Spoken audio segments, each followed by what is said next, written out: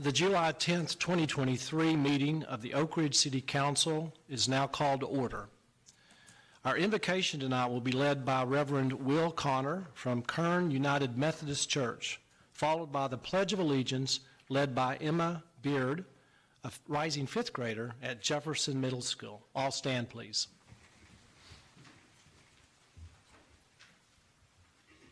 If you're so inclined, I invite you to join me in prayer.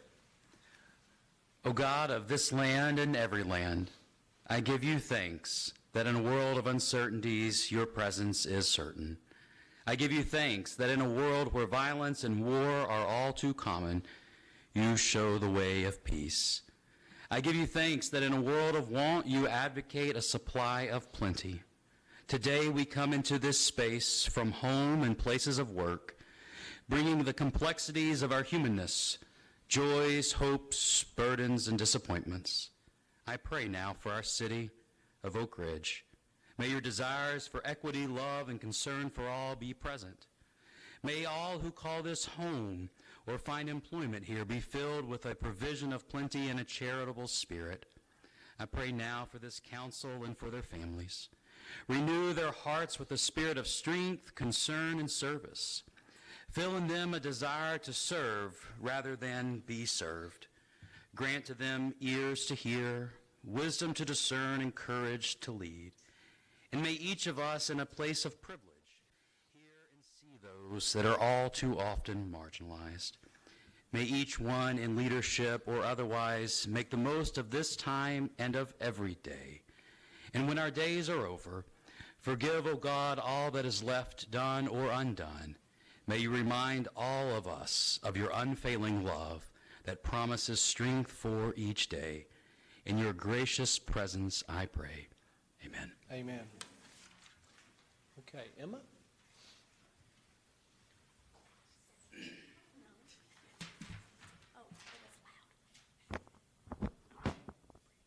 Good job.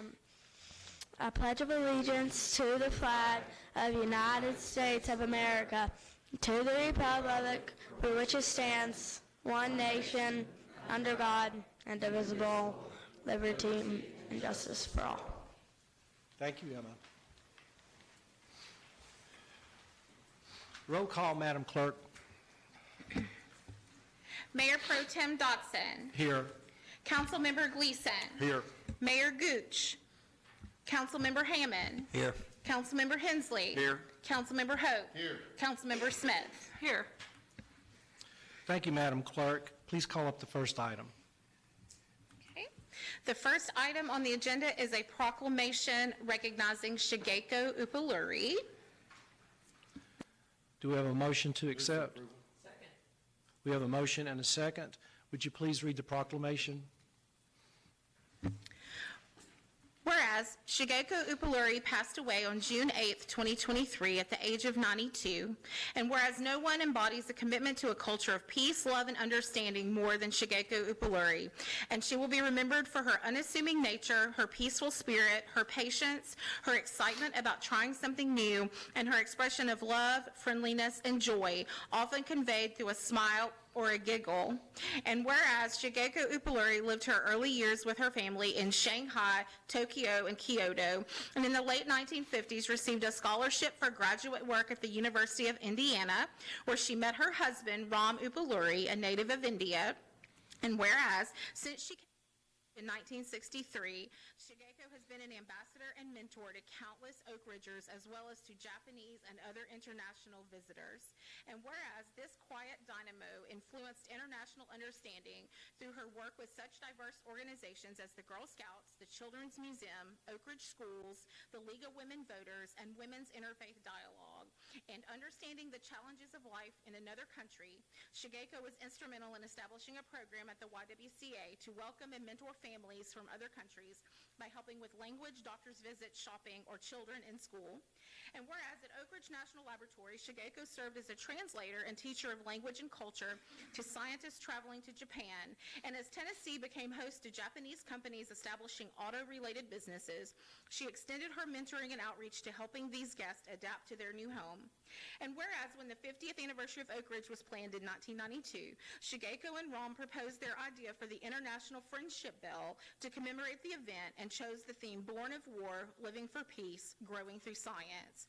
They, along with Oak Ridge scientists, led successful efforts to raise the funds locally and in Japan and arranged for the bell to be cast by a master bell maker in Kyoto and transported to the United States by the Honda Company. And whereas Shigeko founded the Oak Ridge Sister City Support Organization in 1991, and for the last 30-plus years has worked to prepare Oak Ridge Middle School students and teachers for the exchange with NACA Middle School students, and to prepare Oak Ridge families for their NACA visitors. And whereas in 2016, the Consul General of Japan presented Shigeko with the Foreign Minister's Commendation Award, recognizing her contributions to the friendship and understanding between Oak Ridge and Japan. And whereas when the original structure housing the Friendship Bell deteriorated, Shigeko worked tirelessly as a member of the International Friendship Bell Citizens Advisory Committee, along with her son Rom, on creating and raising funds for the beautiful new Peace Pavilion, the Bell's home, since 2018. And whereas on August 5th, 2023, the Oak Ridge Unitarian Universalist Church will hold a formal memorial service for Shigeko. Now therefore be it resolved by the Council of the City of Oak Ridge, Tennessee, that in recognition of her lifelong commitment to peace and her contributions to the Oak Ridge community, hereby honor Shigeko Upaluri. Thank you, Madam Clerk. At this time, we usually have discussion, but I would like to just rephrase this. If anybody would like to share how they knew Shigeko on council, I would love to entertain that now. Go ahead. Councilman Hammond? Yeah, I was familiar with the work that she had done, but didn't have the privilege and the opportunity of really knowing her personally. So I'm just glad for the opportunity to honor her on tonight. And I really do appreciate we as a city taking the time to honor individuals who make these kind of contributions to our city. So God bless each of you who are here, and God bless her for her contributions to the city and to the world. Thank you, Councilmember Hammond. Councilwoman Smith? Yeah, I guess I recall Shigeko being everywhere, doing everything. Doing origami at the Children's Museum, engaged in celebrations with Girl Scouts in town, engaged with the Japanese visitors from Nakashi.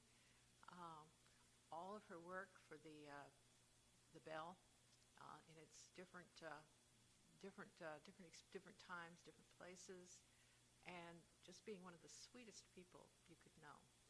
And I'm thrilled I had the opportunity to give her the key to the city a couple years back at an event at the Bell. That was very special. So we will treasure her memory, and we know that she's everywhere in this community. Thank you, Councilwoman Smith. Councilman Hensley. Thank you. I met Shigeko at the Unitarian Church, and she always greeted me with a bow and a smile. And she was one of the sweetest people that I believe I've ever met in my life, and she's a good example of changing the whole world one person at a time, because you had to like her when you met her. So it's my pleasure to be part of honoring her. Thank you, Mr. Hensley. Councilmember Hope? My relationship with Shigeko goes back many years, more so with her son Rom. We were in school together, and so I got to know her then as high schoolers, and after that, just all of her tireless work for the community. She was always there. She was ready to champion anything that she was really passionate about. Her work with the Lugmans and with the NACA program was amazing. The Friendship Bell, both times with the Friendship Bell, tirelessly worked with that, and also was a member of our Rotary Club of Oak Ridge, the new Rotary Club, and so got to sit with her on several occasions and had lunch with her. Always a smile, always positive. It's really nice to have somebody like that, and it's a pleasure to be able to honor her tonight. Thank you, Mr. Hope. And I'll finish it out. The way I knew Shigeko, I would see her at everything, and I called her Oak Ridge's angel. She had a halo around her head, and she had a smile on her face, and every time I met her, she had good things to say about people. I want to say that she was more than just a belle. Being a middle school teacher and having her touch so many middle school students and take them on the trip of their life, and be there right beside them, doing all the adventures that they would do as middle school, I can't do that, but she could. So I'm just really proud to have known such a delightful lady, and we will miss her in our town. And I have a proclamation. I'm going to come up. If you will bring your guest with you tonight, if you'll come up, please.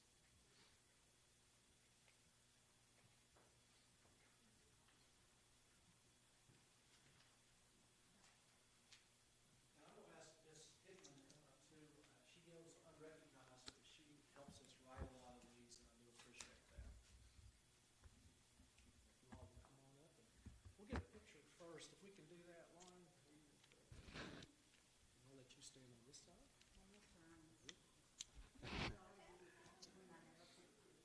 How's that? That's great.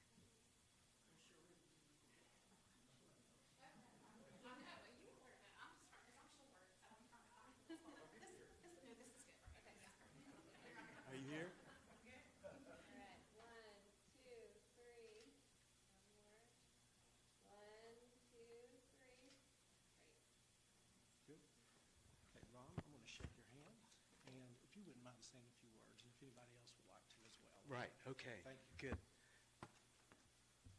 Well, I'll be very brief, but thank you, Mayor Pro Tem Dodson and members of the City Council for this warm proclamation.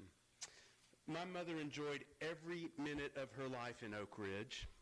I asked her longtime friend and neighbor, Marty Adler, to be here tonight, along with very close friends Michio Odom there, and Marissa Nephew, who I think you all know. Jerry Luckman is here representing the Oak Ridge Sister City Support Organization, which was so important to my mom. Pat Postma, who has done so much for our community, and along with her late husband Herman played such a big role in the International Friendship Bell Project, is here. The Children's Museum.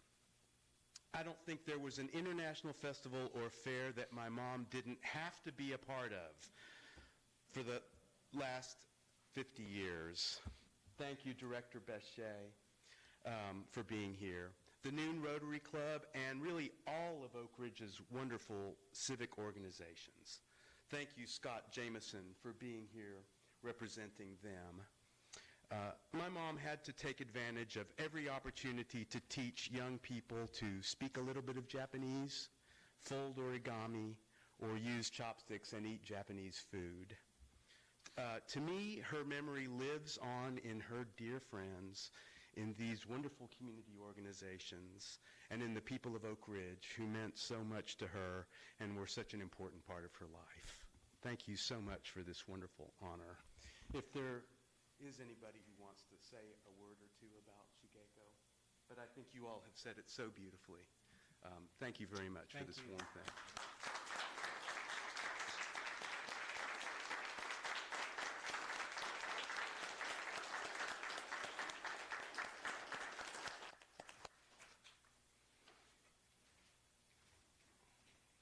It's going to be hard to follow that, but next item on the agenda, Madam Clerk.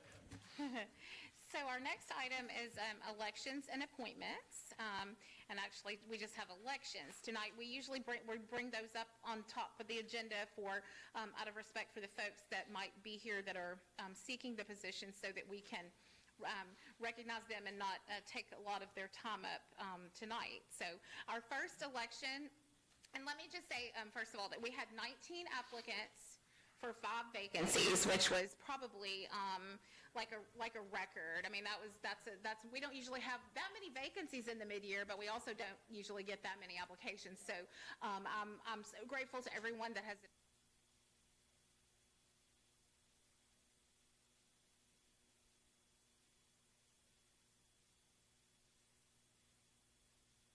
Vacancies in January if you so desire. So our first election is for the vacancy on the beer permit board. We have 2 applicants. And if they're here, I believe Please. Mayor Pro Tem Dotson would like for you to stand so that you can be recognized. Julie Culver and Brianna Robinson are the two applicants. And you're going to vote for one. We have one vacancy, and that's for the balance of an unexpired term ending on December 31st, 2024. And this is to fill the seat for the late Mark Cantrell that we honored some few months ago.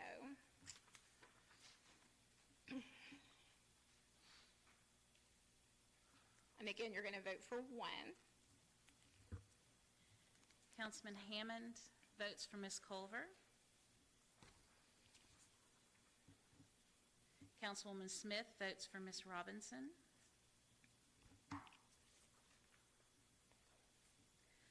Councilman Hope votes for Ms. Culver.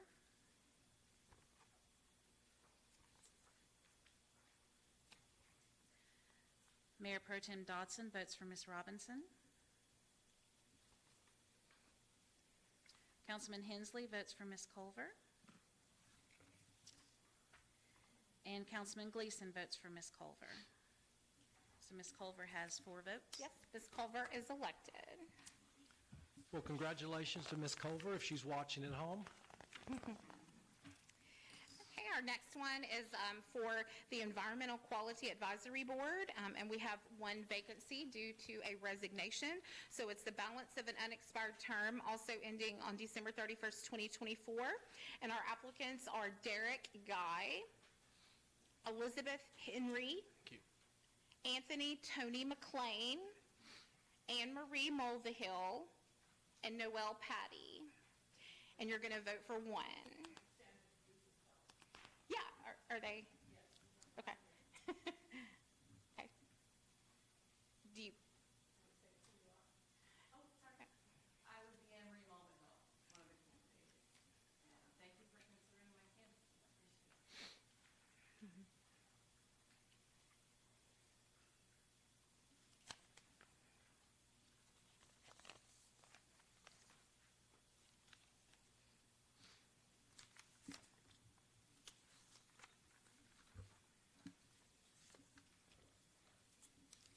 Hammond votes for Mulvihill. Smith votes for Mulvihill. Hope votes for Mulvihill. Dodson votes for Mulvihill.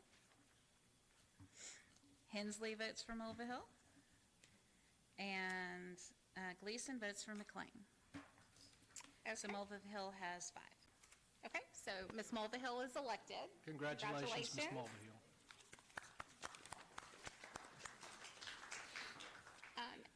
And the next one is for the Recreation and Parks Advisory Board. And we had a lot of interest for this one. We always do, since recreation is such a part of our city. Our applicants are Matthew Burvin, Robert Bonamart, Ashley Craven, Elizabeth Henry, Ann Miller, Anne Marie Mulvihill, Brianna Robinson, and Leela Cermak. And you're going to vote for one. Is there others? Oh, go ahead. You're fine. Go ahead. Hi, I'm Ann Miller. Thank you. I appreciate everything that you all do. And I did have your support. I wish I could vote for 2.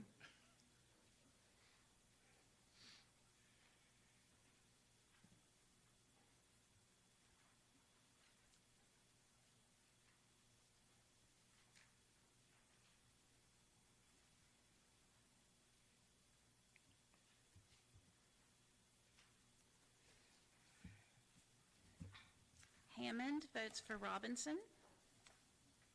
Smith votes for Henry.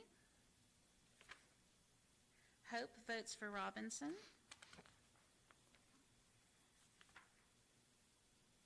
Dodson votes for Burvin. Hensley votes for Miller. And Gleason votes for Bonamart. There is no majority vote. Okay. Round two. So we'll go to round two, and usually we don't remove a candidate's name just because they didn't get any votes, because, sometimes that candidate might be the one that tips the hat. So we're going to leave all the names on there.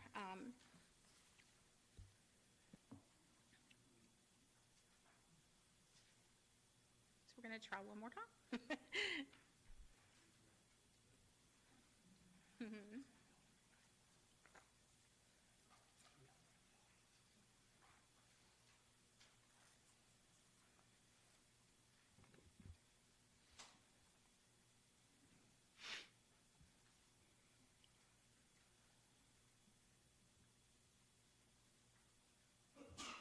Bless you.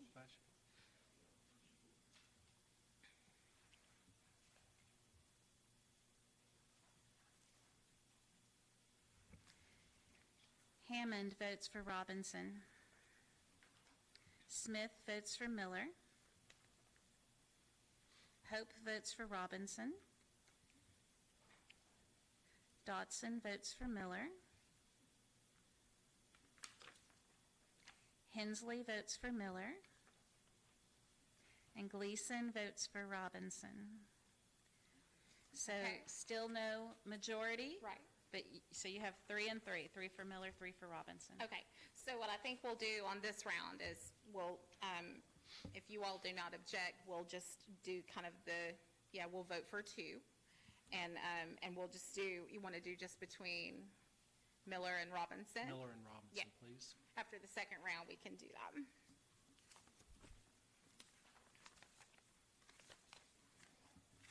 Thank you. It's great to News. see so much interest on our boards. This is great.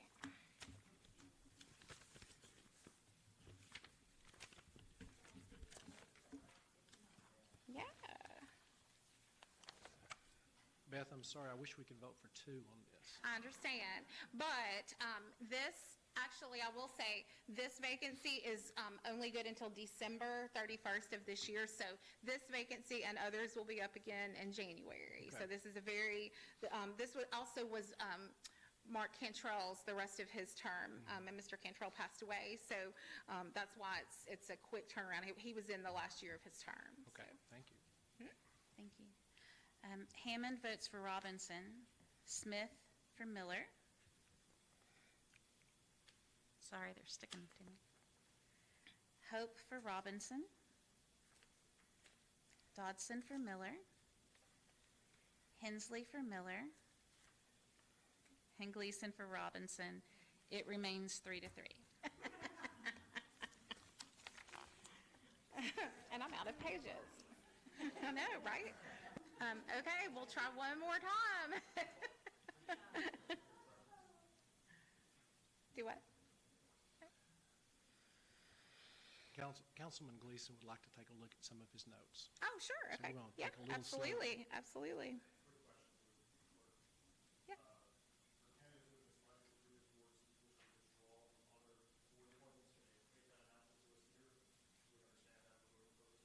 They can, but you can serve on more than one board, and occasionally we do have that. So, yeah, if someone wants to, but I don't think we've chosen either one of these ladies so far. So, but yes, if they choose to withdraw, they can. Mhm.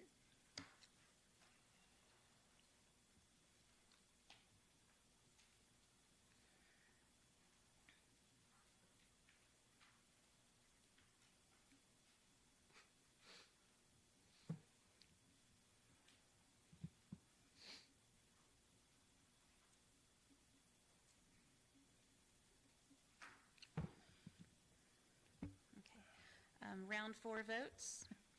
Hammond votes for Robinson. Smith for Miller. Hope for Miller. Dodson for Miller. Hensley for Miller. Gleason for Robinson. You've got your 4 All for right. Miss Miller. So Ann Miller Congratulations. is elected. Congratulations. It's good for a little drama every once in a while, you know. Good kind of drama. So our final board is the Traffic Safety Advisory Board, and we have two vacancies on this board, both due to resignations for different reasons. I'm trying to find my ballot. Ma'am, if so- I, Yeah, go ahead. so this is where I was going with my previous question. Yeah. So, Yeah. right, so both of you have been elected to other boards. Would you like to stay in for this one as well? You would? I'm happy to withdraw my candidacy. Your withdrawal, okay. Okay. Thank you. Okay. Ms. Miller. Okay. Thank you, Mr. Gleason. Okay, so you're going to vote for two on this one. So you're going to vote, one's an unexpired term ending December 31st, 2024, and one's ending December 31st, 2025. We have Ashley Craven, Elizabeth Henry, Anne Marie Mulvihill, and that's it. That's all that's left. I didn't ask, do you want to stay, or are you staying there? Because we're old friends now. How do we decide who gets which term? We'll do that, we'll do decide that, after we that's our vote for next one. That's our Okay. next vote. Miller's been dropped off, correct? Miller did, yes. Miller's uh-huh, dropped off, Yes. okay. So you've got Ashley Craven, Elizabeth Henry, and Anne Marie Mulvihill, and you're going to vote for two. Hammond votes for Craven and Henry. Smith votes for Craven and Henry. Hope votes for Craven and Henry. Dodson votes for Henry and Mulvihill. Hensley votes for Craven and Henry. And Gleason votes for Craven and Mulvihill. So Craven and Henry both have your majority votes. Yes. They have, They each have 5. each have 5, yes. They each have 5. So Ashley Craven and Elizabeth Henry are elected. Now, the next step is, and I did a ballot up, so one is the shorter term, one's the longer term. I did a ballot where, for the longer term, where you just write beside the person's name that you want to have the 2025 term, just write 2025. And then whoever doesn't win that automatically gets the 2024 term. It's a little easier to vote for someone, I think, when you see when they have a longer term than. So to try we're to- voting for who gets the longer term. You're voting for who gets the longer term, and by default, then one of those two will get the shorter term. Thanks, Val. And neither one of those people are present, right? I don't believe so. In case anybody had a preference.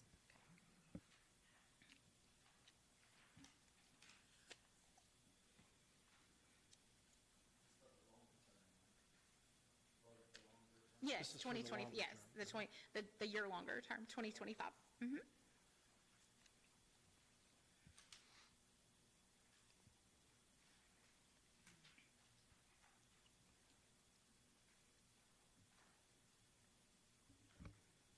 Hammond votes for Craven. Smith votes for Henry. Hope votes for Henry. Dodson votes for Craven. Hensley votes for Henry. Gleason votes for Craven. 3-3. You made some more of those, No didn't you? surprise. So it's 3-3.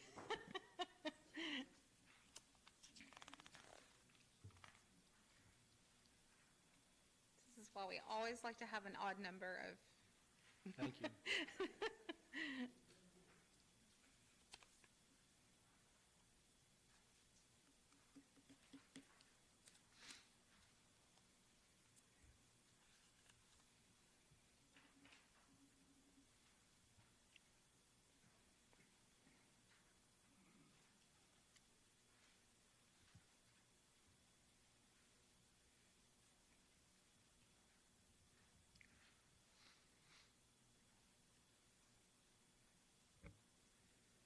Hammond votes for Craven.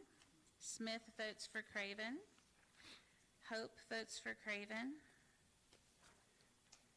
Dodson votes for Henry. Hensley votes for Henry. Gleason votes for Craven. So Craven would be your longer We've got the term. 4 votes. Thank you. Henry would be your second.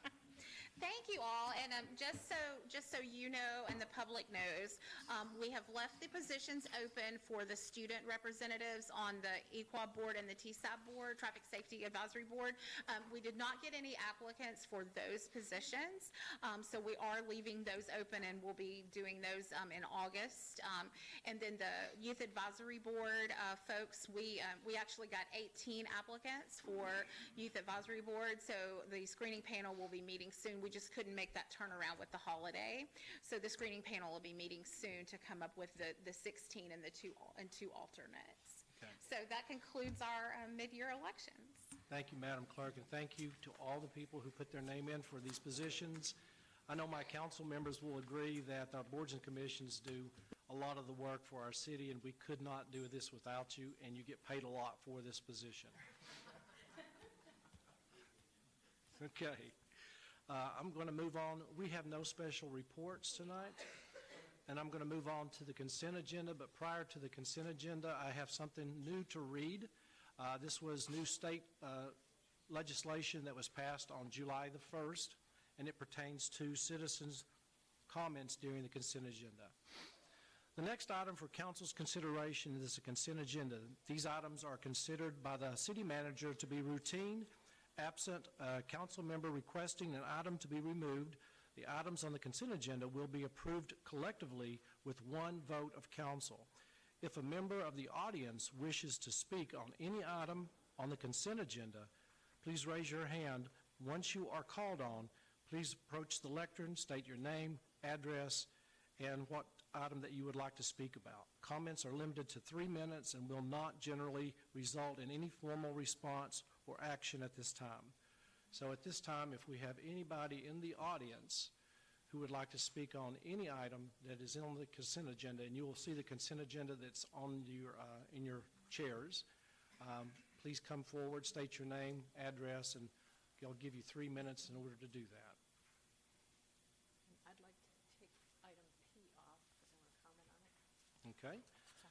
So we're going to take item P off the consent agenda. Okay, there's someone coming. Anybody would like to take, I'm sorry, are you coming up?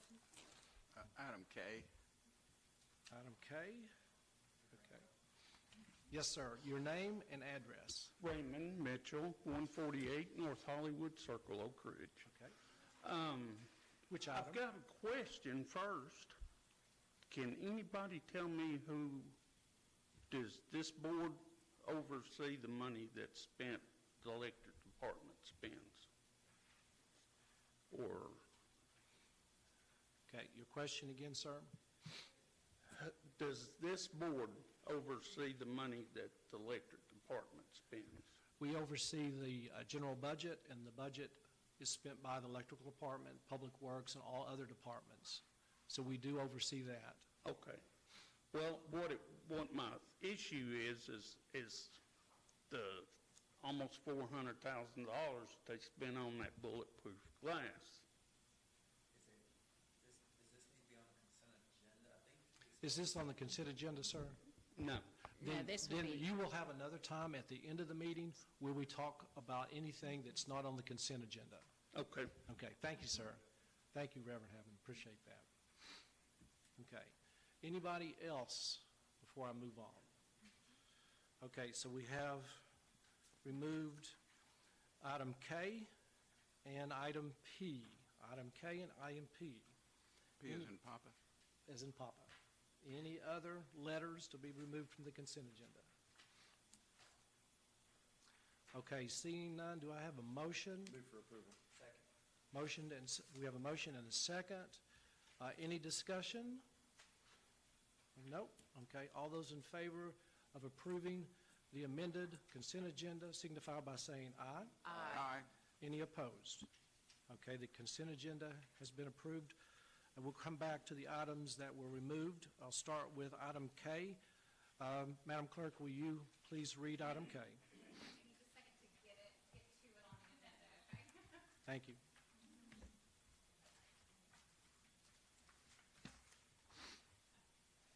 A resolution waiving competitive bids and authorizing the purchase of GraniteNet software from Q's Incorporated of Orlando, Florida for cataloging wastewater video inspections in an amount not to exceed $58,000. Move to approve. We have a motion and a second. I'm going to ask Patrick Burge if you could just address this, and then I'll ask, I think this was removed by Oh, Charlie. sorry. I Okay. didn't hear that part. Yes. So this is the software we use to catalog the videos we take of the wastewater system. We've been using this software since 2008. We have several pieces of equipment, including a utility vehicle and a TV van, which utilize this software to take these videos. Those were all bid competitively at the time. At this time, the software needs to be upgraded, and this is the purchase of that software that is then used with the systems that we have been using for 15 years. Okay. Councilman Hensley, do you have anything else? Yes, I may be going off the rails on this, but this is a great idea.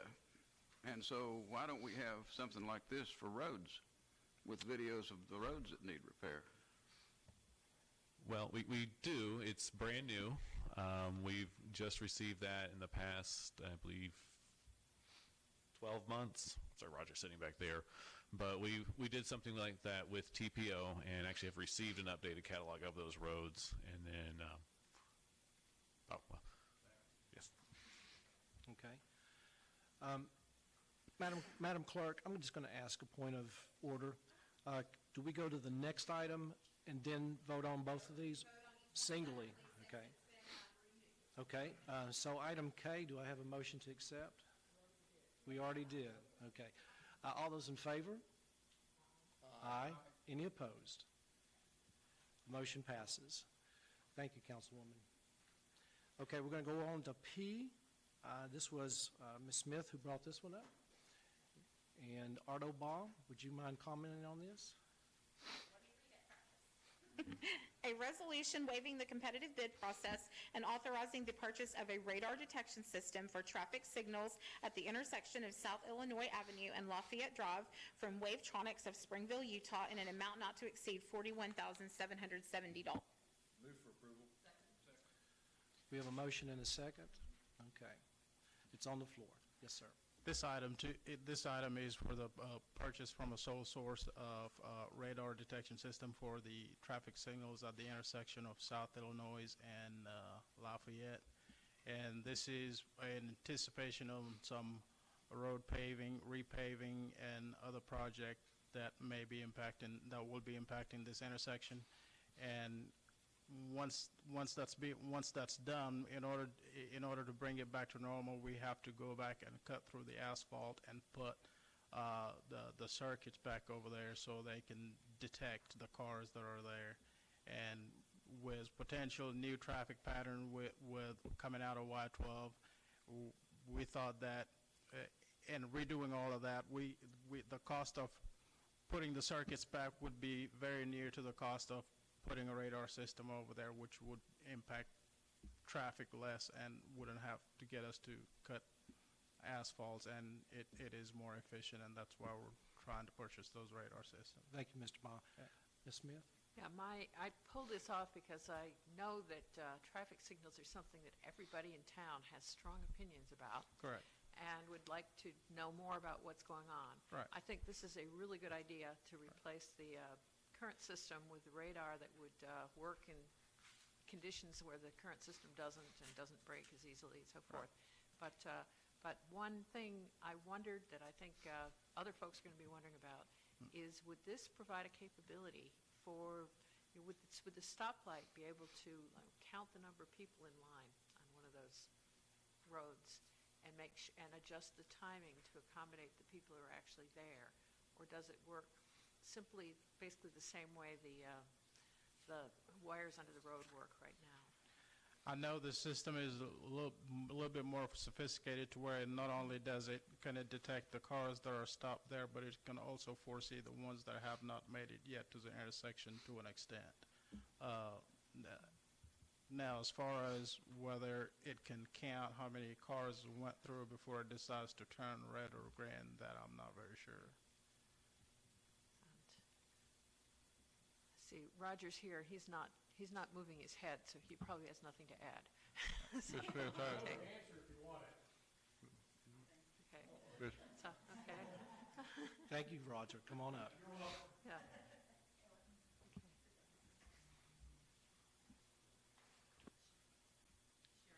It's on. There we go. You're good. It has a thing called a advanced detection system, Uh-huh. and it can actually count back further than the normal queue.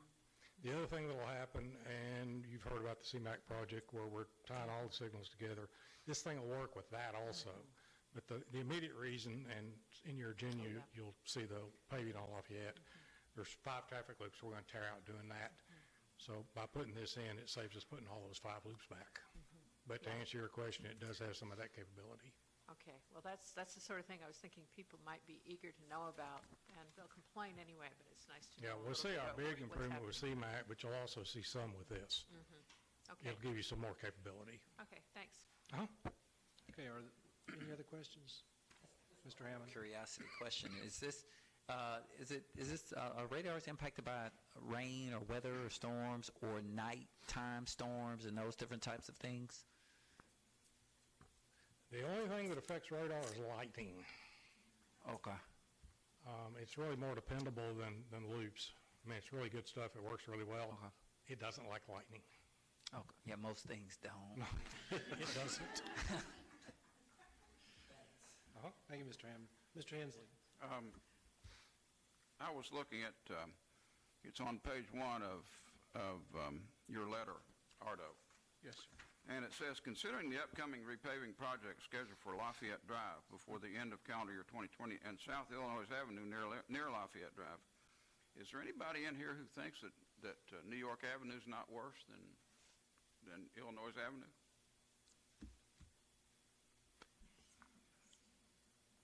I mean, is that, I think it might be because... That's a different item, isn't it? No, it's right here. It's the same one. The electric director ought to buy purchase radar detection system.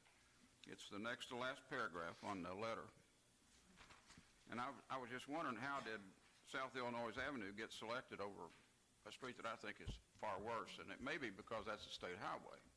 Mr. Hensley, if I may, the difference is that the Lafayette Drive project is a city project along with New York Avenue.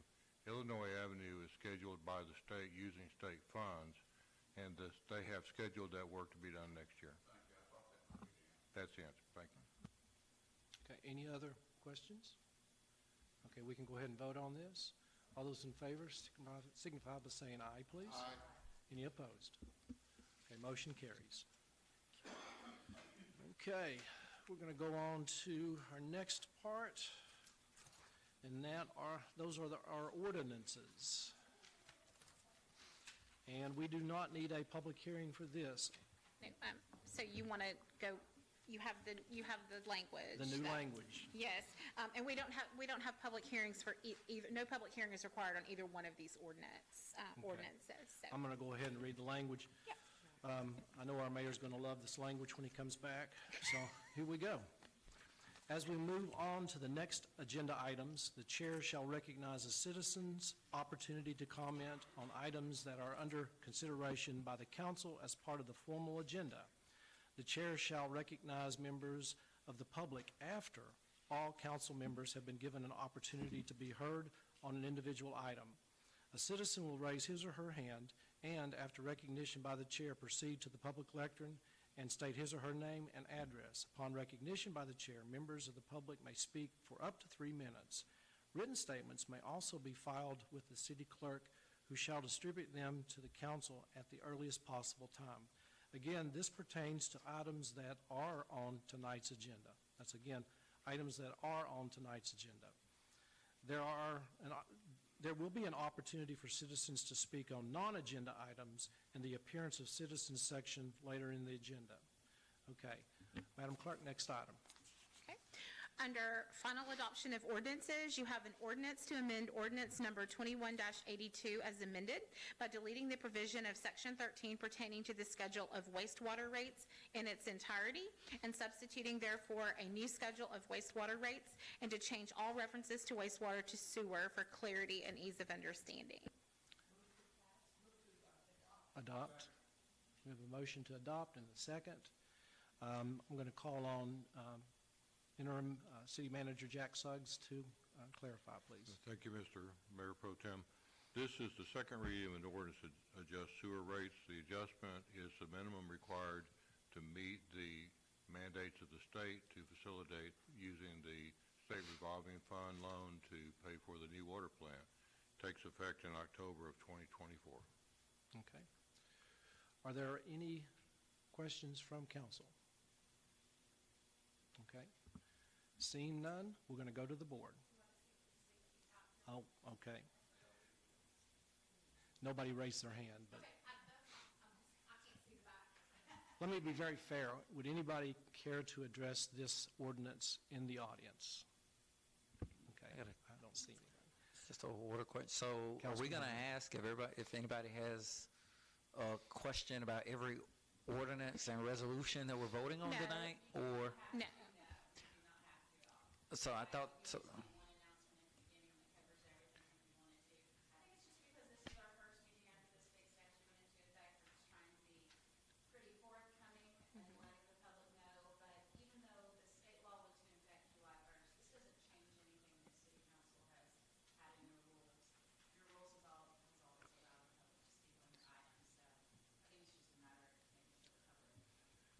Sorry, I didn't put my mic on. Making sure the public just knows that they have the ability to speak. But no, Okay. you don't. And So so- if everybody in the room, if there's an item on the agenda that comes up, just raise your hand when we get to that item after Ms. Hickman reads the title, and then that way Mayor Pro Tem Dotson will know to recognize you after council has discussed it. That's good. Thank you. Okay. Now, we're going to the board on this one.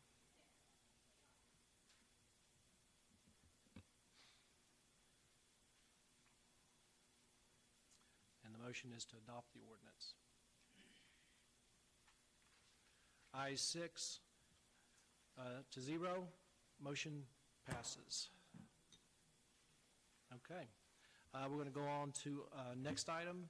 Madam Clerk? An ordinance to amend the Code of Ordinances, City of Oak Ridge, Tennessee, by creating a new Title 23 titled Food Trucks for the purpose of regulating mobile food vending within the city boundaries of the City of Oak Ridge, Tennessee. Move for approval. We have a motion and a second. Okay. I'm going to ask for clarification from Ms. Rackard, who has been working on this. Sure. So the food truck ordinance is before you for second reading. There are no changes from the time that you had it on first reading.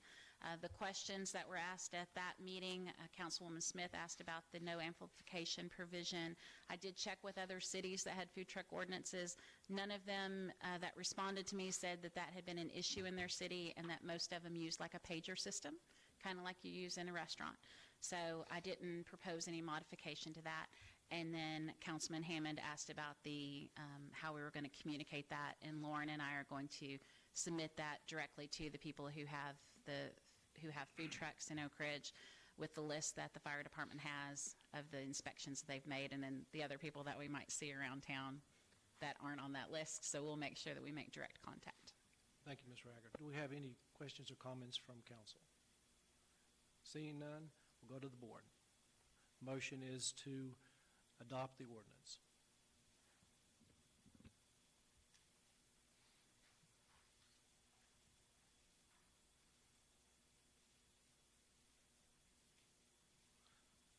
Ordinance passes 6-0.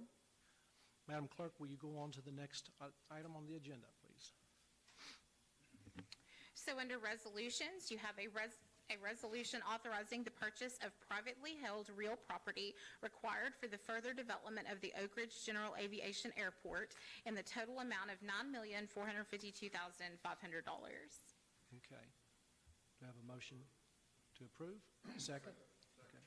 I have a motion and a second. Do I have anybody in the audience on this particular issue? Thought I might tonight. Okay. Any discussion? Mr. Suggs? Thank you, members of council. This is an item that we discussed in a work session, and then also I updated you on earlier. It's the purchase of 3 buildings by willing sellers. There was the appropriate steps taken as required by the FAA, which includes a time limit for making the purchase. Ms. Kendall Moore has been working closely with us, and she's the technical expert. Is there any questions about the procedure or anything that we did? Okay. Any comments or questions from council? Councilwoman Smith? Yeah, I guess it's worth saying, and I believe this is true, that the funds for this are available from a federal source. They're not, or federal or state source. They're not coming out of city budget. That's correct, from a state appropriation. Yeah, okay. So that's a question people may have. Thanks. Councilman Hensley? Yeah, that was my same question. How much is available from state appropriations? We have $11 million. The whole thing? Thank you. Bless your heart. Any other questions or comments? Seeing none, let's go to the board.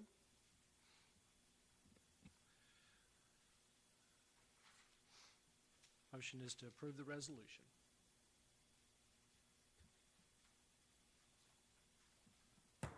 Six oh, resolution is approved. Next item on the agenda, Madam Clerk. A resolution awarding a contract to Rogers Group Incorporated of Knoxville, Tennessee for street milling and resurfacing of designated city streets in an amount not to exceed $1,165,465.40. We have a motion? Move for approval. Moved in second. Roger, would you like to tell us a little bit about this? Just what it says. We're going to do New York Avenue and Lafayette, and I can't imagine anybody's going to complain, but Okay. but yeah, we are going to finally get those paved. Okay. Any questions from council? Ms. Smith? Yeah, this kind of relates to Councilman Hensley's question. I don't believe these are the only streets we're going to pave this year. I recall that there's a fairly large budget for street paving. So this is sort of the first, potentially the first of several. Not, you know, we have more than 2 streets that need paving, and these clearly are high on the list for good reason. But just wanted to clarify what's going to happen after this during the current fiscal year. And Mr. Burge, if you'd like to weigh in on this, go ahead and take the mic. Yeah, so these 2 streets we had previously already planned to pave, so we're moving forward with paving them initially. Yes, we do have a long list of other streets to pave that we have prioritized, and we're working through that as well. So we'll be coming back with more paving as the year these are goes on. basically last year's projects that we're catching up on finally. New York is last year's that we're catching up on, and Lafayette was one that we were looking at. It was going to take the majority of a paving budget to do. So then once you allocated those additional funds, we're able to basically take this, move forward with these, and then we have that additional funding to do what we would normally do. Okay, appreciate that. Thank you. We've also got a couple of construction projects that we're going to be following, particularly the new water line on Scarborough. Your next item, which is the West Outer Drive water line, we'll be paving the part of it that we don't pave with that water line project too. So there's probably 4 or 5 projects that are in queue. Thanks. Okay. Any other questions regarding Resolution B? Seeing none, let's go to the board.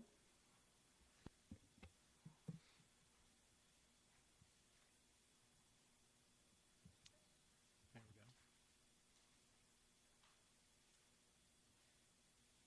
go. Resolution passes 6-0. Let's move on to the next item, item C. Madam Clerk.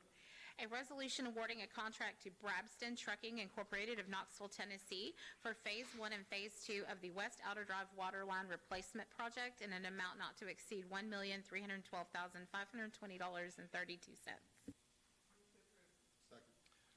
Been moved and seconded. Roger, since you're already up there, would you like to comment? This is the project that we bought the material for last year. We went ahead and bought it in advance because we knew we were going to have long lead times on it. We also knew that we were going to have cost increases, so we've actually, pre-bought this material. We're now bidding the labor. We'll, of course, get this installed.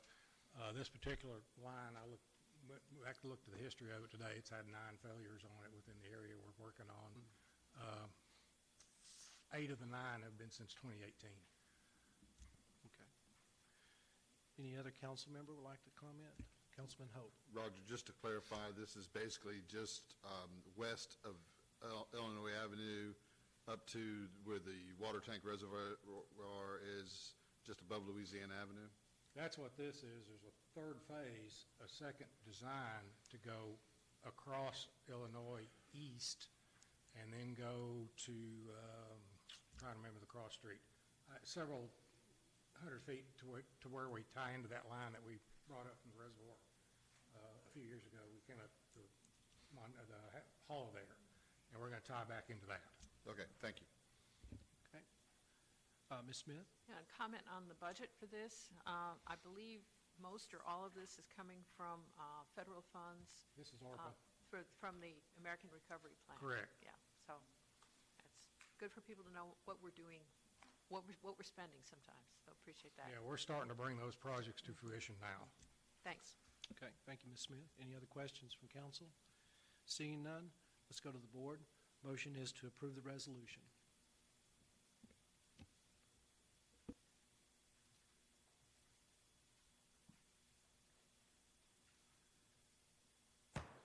Six oh, the resolution is approved. Madam Clerk, will you go to item D, please? A resolution authorizing the city to accept a grant from the State of Tennessee Department of Environment and Conservation in the amount of $3,189,584.09 with a local match of $1,408,615.91 for designated water and wastewater infrastructure projects. Moved and seconded. Mr. Burge? Yes, the state received funding through the ARPA program as well, and then designated non-competitive grants to municipalities and counties. Our grant amount is this $3,189,000 and some change money, which is a significant amount. And through this process, we received a designated amount. Anderson County received a designated amount, which they then gave a portion to us, and Roane County received a designated amount, and they also gave a portion to us. So we're very thankful to both Anderson County and Roane County for that. We had to go through the process of putting the grant together and applying for it, and then obviously, once that was done with it being non-competitive, we knew we were going to get it. So now we're coming to you saying, yes, we would like to take this money. It is the federal funding. We're using our federal funding dollars then as part of the match for this as well. So it's not really coming out of our the city's tax dollars. So it's our chance to spend this money that's been designated to us. And then also note that the projects we're bringing forward, we're well ahead of the game as opposed to municipalities that are only going this route, because we're actually getting our projects out the door before. So, but this is the remainder of the money that we have been given through ARPA. Mr. Hensley. Yeah, Mr. Burge, on the bottom of the letter from you to Mr. Suggs, it says the replacement of outdated equipment at lift stations in the Preserve neighborhood in Roane County and the replacement of outdated equipment Oak Hills. Well, the Preserve really historically hadn't really been there that long. Is that, why is there outdated equipment, and does that reflect what we may have accepted when it was built? So the money we received from Roane County needs to be spent in Roane County. And for the most part, our infrastructure in Roane County is newer and in generally good condition. This is what we're doing is basically upgrading the control panels at those lift stations. And then Oak Hills is in some ways a capacity issue where the neighborhood has just grown beyond what we anticipated would be coming through that lift station.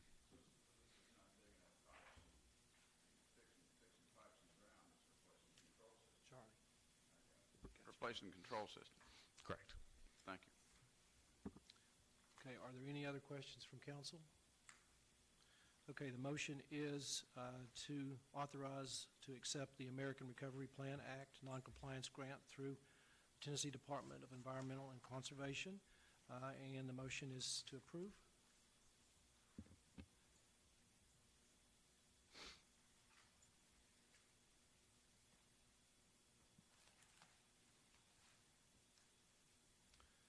6-0, resolution is approved. Item number E, Madam Clerk. A resolution awarding a contract to Crom Coatings and Restoration, a division of Crom LLC of Gainesville, Florida, for repair, rehabilitation, and modifications to the 3MG concrete reservoir at the water treatment plant in an amount not to exceed $1,757,800. Moved and seconded. All those, well, not yet. So I see Patrick Burge is still there. Would you please comment? Yes, so when we decided to build a new water treatment plant, we evaluated options for where we wanted the reservoirs for the city to be located. Ultimately, what we decided to do is reuse the reservoirs at the current treatment plant site.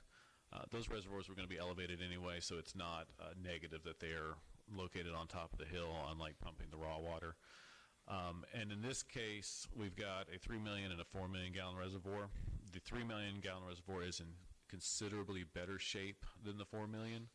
So we're going to go ahead with the rehabilitation of that tank now, which then will allow us, once the new plant is completed, to take the 4 million gallon completely out of service and likely rebuild.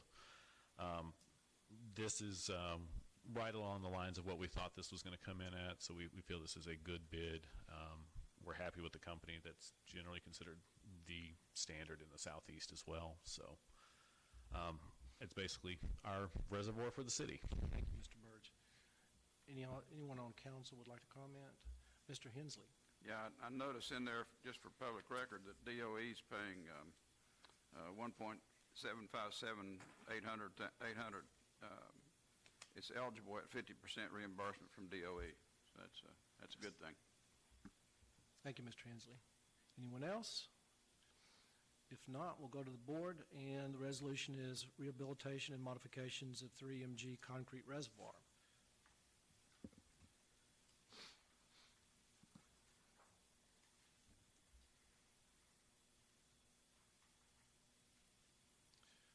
Six O, approval of resolution. Move on to item F. Madam Clerk. A resolution waiving competitive bids, making an award to the best providers for furnishing chemicals to the water treatment plant for fiscal year 2024 in an amount not to exceed $650,000. Moved and seconded. Okay. Mr. Burge, I'll let you comment on this one. Okay. This is an annual order. We bring these every year. This one is just particularly large. But these are the chemicals we use in the treatment of our water and wastewater, both for distribution and then placing back in the receiving stream. Your primary expenses are going to be your polymer and sodium hypochlorite, bleach, disinfectant out in the water distribution system. And then you're also going to have some caustic soda and ferric chloride at the wastewater treatment plant. You'll see an additional line that has gone up in recent years, and that is the permanganate. The reason that is showing up at a higher amount, we are feeding that more. Several years ago, we had an issue where we were getting a lot of discolored water claims, and so we kind of worked with some of our consultants, and their recommendation was to feed that at a higher rate. Since that time, we have had basically no significant complaints about that. Thank you, Mr. Burden. Councilwoman Smith, please. Yeah, just a procedural question on this and other items, many of which we already approved on the consent agenda. When we have routine purchases with several potential vendors, I believe that there are contacts made with those vendors before you place a purchase to basically check the price on a real-time basis. Is that accurate? Just for people to understand what we're doing when we waive competitive bids on something like this. That is correct for the wastewater treatment plant. The water treatment plant, they have to be able to come through security at Y12. And at this point in time, DICO is been the only one that we've been able to get the agreement to allow them to bring their chemicals up to the plant. Okay, but that may change when we have a new plant. Oh, definitely. Yeah. Okay, thanks. Thank you, Ms. Smith. Any other questions from council? Okay, the motion or the resolution is annual order treatment plant chemicals. We're on the board.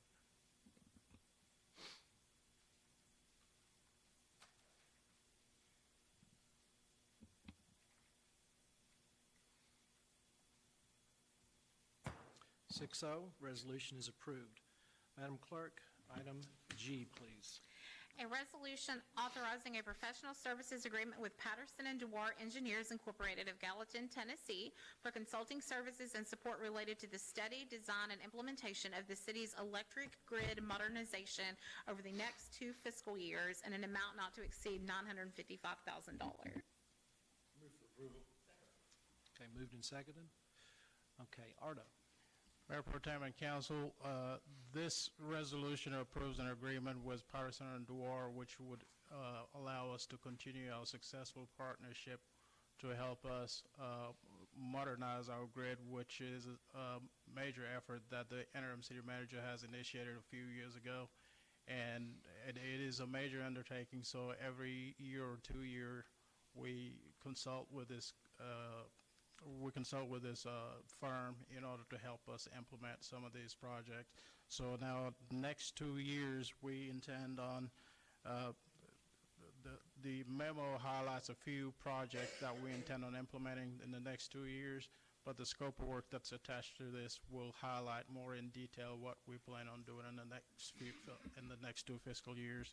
Some of these projects will entail the construction of a 69 line between a substation that's between 2 substations in Central Oak Ridge. One of them is near Tuskegee. The other one is near Oak Ridge Turnpike in Illinois. Adding this circuit will enhance our redundancy in our transmission network, which will pave our possibility of a self-healing system sometime in the future. The other thing that they're going to help us with is the SCADA system, which is supervisory control and data acquisition.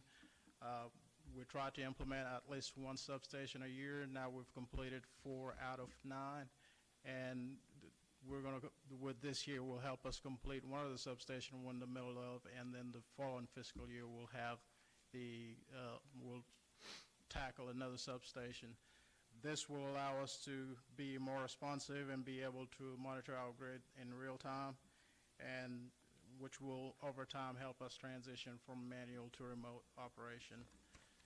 The other item that they will keep helping us with is our automated metering infrastructure project. We're in phase 1, and hopefully we're able to start implementing that towards the end of this year, and for the following year after that start implementing phase 2 as we're able to get the meters that you've helped us start giving the PO during the last meeting.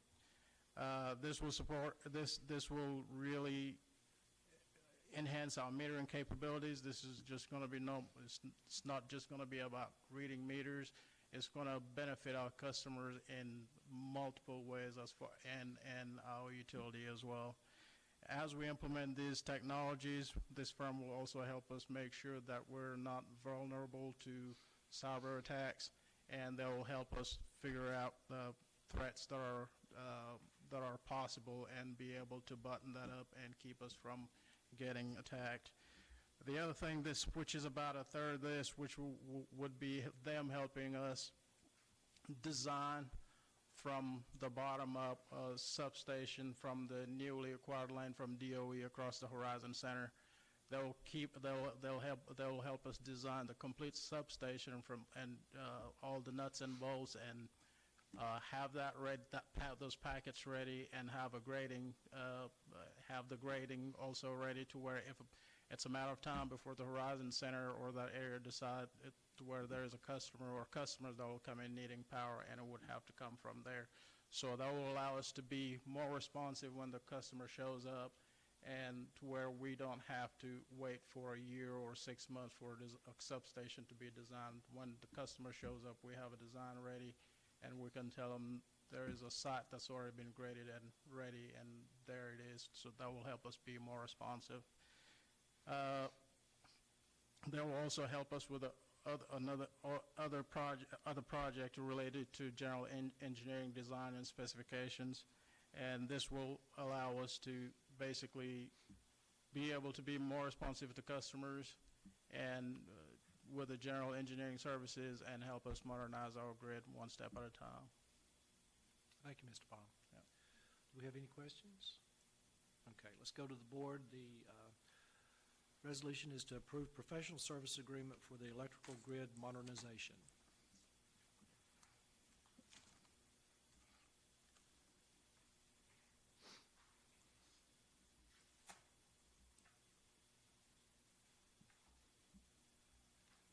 Six oh, resolution passes. Item H, Madam Clerk. A resolution authorizing a professional services agreement with EB Consulting of Clinton, Tennessee for consulting services related to electric distribution, reliability, and resiliency in an amount not to exceed $50,000. Second. Moved and seconded. Okay, Mr. Bond, thank you for staying up there. Yes, thank you. This resolution allows us to get into, to have an agreement with EB Consulting to help us with distribution automation, which is right in line with the grid modernization. This will basically allow us to have a test bed of distribution automation using what we call FLISR, which is a fault locating system, fault location isolation and system restoration. And it's basically what this is, it will have a combination of 3 circuits and put up a system where if a tree falls or a tree limb falls in the line or at any given circuit, to where the system is smart enough to isolate the problem and reroute the power to as many customers as possible. And instead of the whole circuit being out or a portion of or half the circuit being out, these devices will be strategically located to where only where the issue is, only where we have issues is where the problem is going to stay, and the rest of the power will all the other customers will basically have their power back on. So this will help us finish the design of a test bed out in the west, and based on the result and how we see it performing over there, we'll try to get that spread out throughout town. Okay, thank you, Mr. Bond. Mr. Hensley? Yeah, Mr. Byer, the previous security item, and this one is identifying potential vulnerabilities and threats related. Are these two contractors going to work together as these projects go on? As these projects go on, they don't have direct contact, so we will basically be the hub and be able to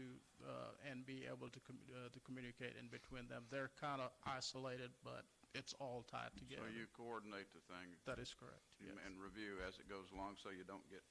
That is correct. Okay. Yes, sir. Any other questions or comments? Okay, the resolution is to approve a professional service agreement for electrical distribution reliability, and we're on the board.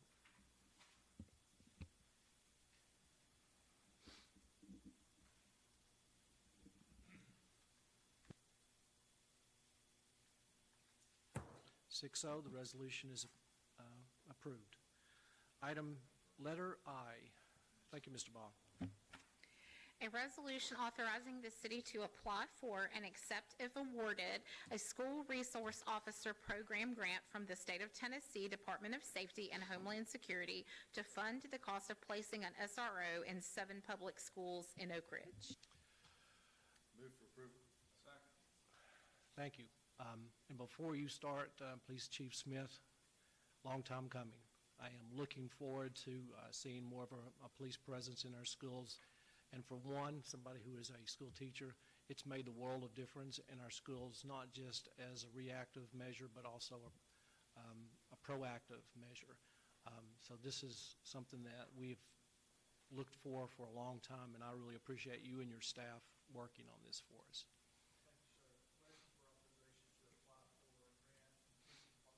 Homeland Security that provides up to $75,000 per school, K through 12. So we have 7 schools that qualify for that at this time. There could be additional grants that come later that possibly could cover preschool and alternative school. It doesn't cover that at this time. The money is not being released for private schools at this time. That's something that could be coming later. As we receive more information on it. So we're asking for permission to apply for a grant that allows us to place 7 school resource officers in our public schools at this time.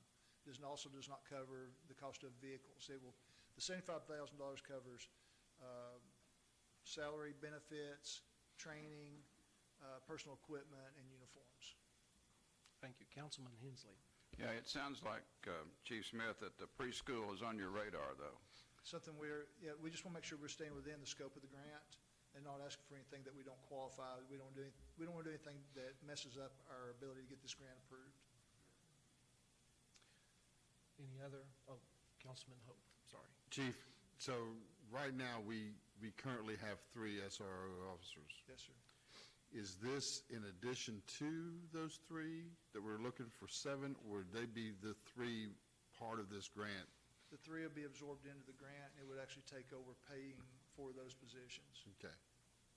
So those 3 officers will be funded by the... If awarded those grants, have you thought far enough out to what we'd be doing with those resources that are right now being used for that? Yes, absolutely. One thing I'd like to do is put 2 of those positions in patrol. We didn't do that this year because we're not at full staff. That's something we would have revisited later. I've been talking to Mr. Suggs about that. It's not an issue yet because we're not quite full staff, especially with the 7 new positions just being added on. We were within 1. Had been full staff before we had these 7 positions on. One of those positions I'd like to make a supervisor over the school resource officers. Okay. Thank you. Thank you, Mr. Hope. Mr. Hensley.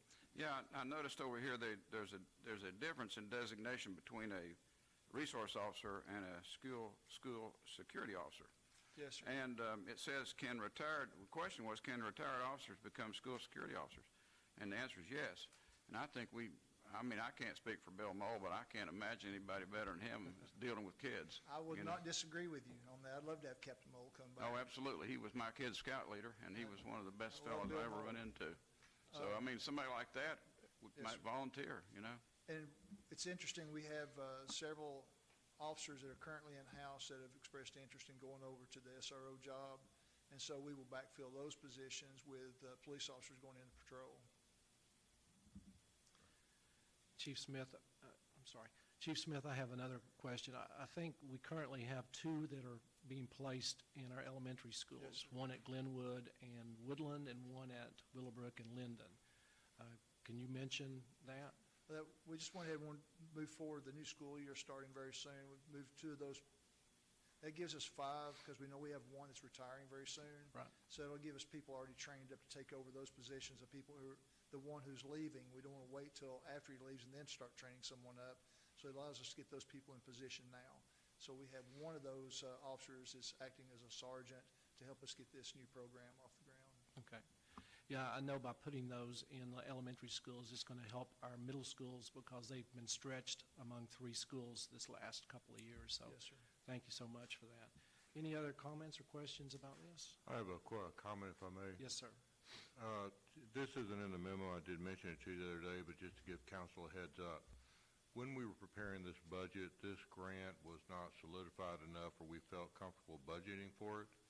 So when we receive this budget and start spending the money, it's possible that we'll overspend our appropriation. If we do, just like every year, we normally go back and open up the school budget to accept any grants that they received. Toward the end of this year, we may end up opening up the general fund to receive, to adjust the appropriation to handle this fund. So just let you know that may happen toward the end of the year. Thank you, City Manager. There are no other questions. We're going to go to the board. The resolution is to approve authorization to apply for and receive School Resource Officer Program grant money.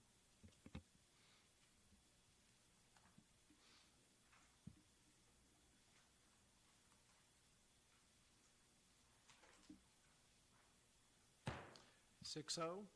Resolution is approved. Thank you, Chief. Item J, Madam Clerk. A resolution authorizing bids in an amount not to exceed $5,024,500 for the annual order of various materials as required by the city during fiscal year 2024. Second. Moved and seconded. Okay. Mr. Suggs? So this is the annual contract that we award several contracts for use in the warehouse. Some of the items have been bid, and those that have the prices associated with them. Others would be bid based on with consideration to delivery time. Ms. McGinnis capable of answering any specific questions I'm sure that you have on the topic. Any council members? Just a question, do we feel good about the bids this year, or are they high compared to previous years? Are they in the ballpark? Are they lower?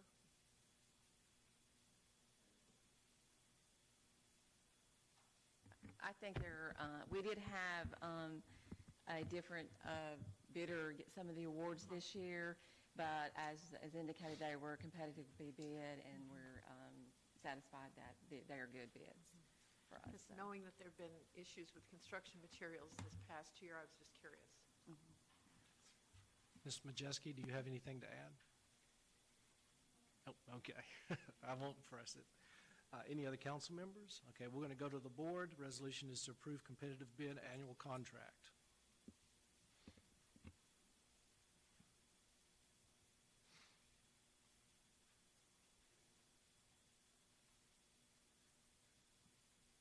Six oh, resolution is approved. Okay, Madam Clerk, let's go on to the next item. That concludes our items on the agenda. Our next item will be appearance of citizens. Okay. Citizens shall be permitted to address City Council about matters that are not on the formal agenda. Any citizen wishing to do so shall raise his or her hand and proceed to the public lectern, and after recognition by the chair, state your name and address and the purpose for your appearance before the council. Comments shall generally be limited to 3 minutes and shall relate to matters of city business. They shall not they shall not generally result in a formal response or action at this time of presentation, because most cases neither the council nor the staff will be prepared to respond effectively. However, the chair may answer questions or direct the city manager to do so, or the city manager may be requested to work with the citizen to effect resolution of the matter. Statements that are purely political in nature will not be allowed, such as campaign speeches or announcements of candidacy for office, nor announcements of a civic or social event that is unrelated to city business. I'm going to look in my audience. I had not a young man, an older gentleman, who had a question, but I think he's left. He did? About 30 minutes ago. Okay. I'm sorry I missed him. I was going to give him an opportunity. Okay. So nobody has any questions, so we will move on to the next item. Announcements of scheduling. City Manager Suggs.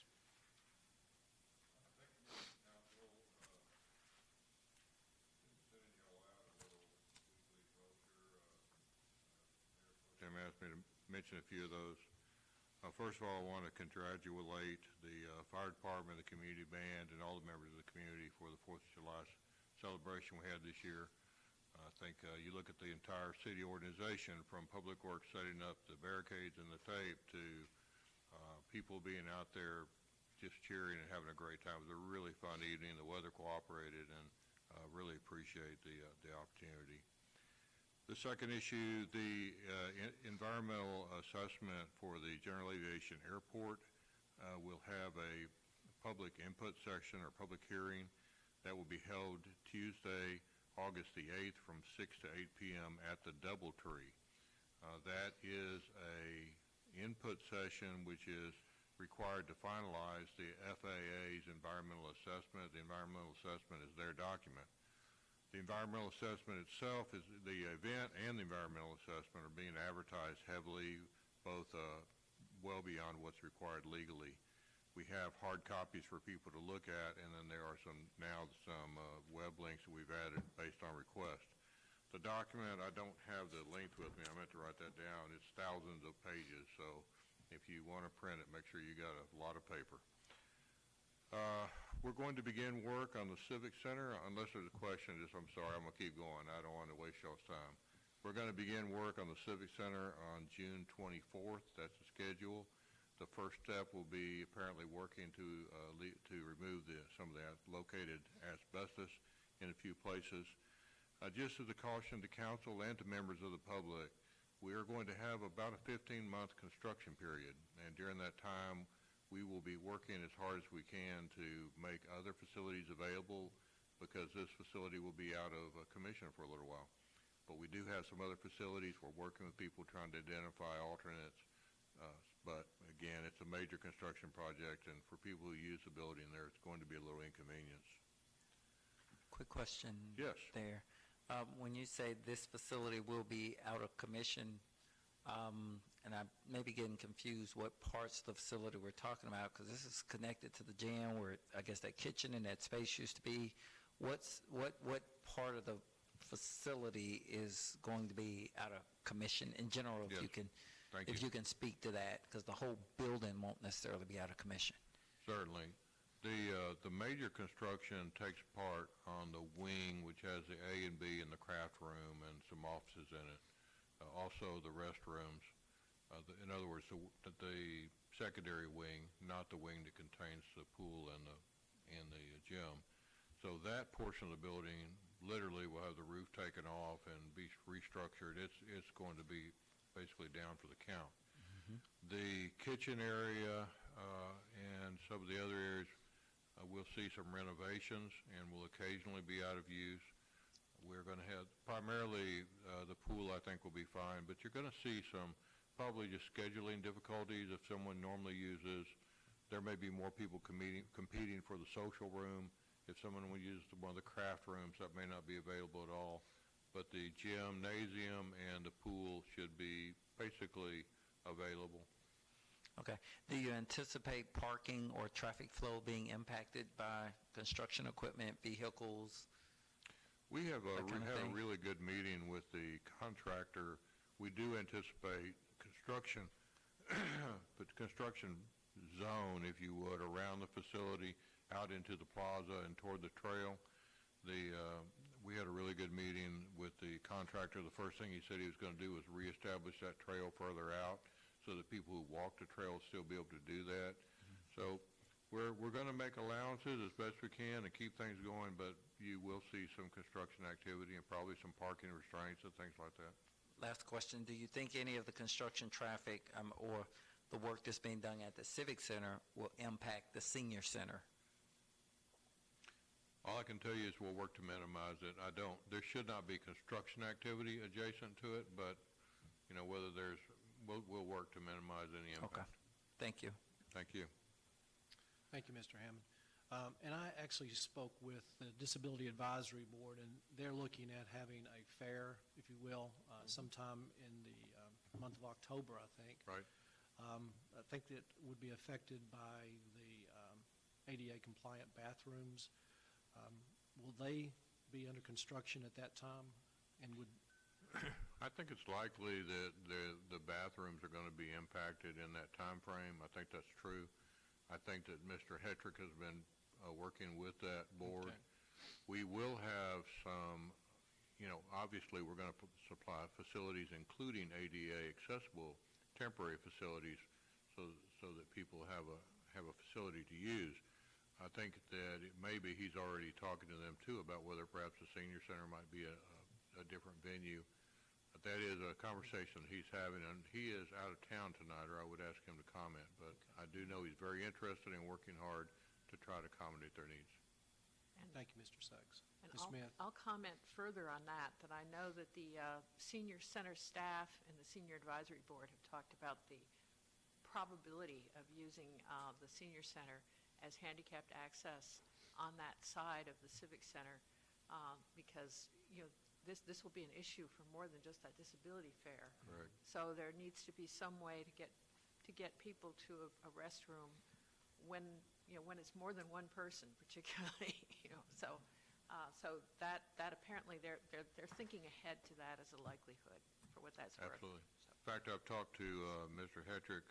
I don't know what his detailed plans are, but I've talked to him about maybe some staff shifting to help the senior center be better equipped for the people. So we understand it's going to be an inconvenience, but I do want you to know that staff's aware of that, and we're working very hard to try to minimize that inconvenience and to make those facilities that are necessary accessible to everyone. Okay. Next thing, I'd like to thank everyone who attended the library East Wing ribbon cutting. That was a lot of fun. I think that I was impressed by what I saw. I hope you were. July 1st, the library is no longer taking fines. So if you have a book you've been hiding in your closet afraid to take back, It's after July 1st. You can bring that book right on back in and you can get a waiver. We are going to charge for books that are lost, though, so we'll do that. We already mentioned SROs, and we're actively recruiting people, trying to get ahead of the curve on that, on getting our school resource officers hired.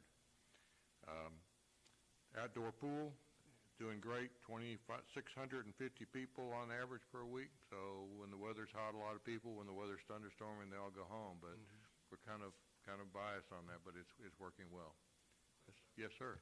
I know a few weeks ago we had public feedback and buy-in, I guess, on some different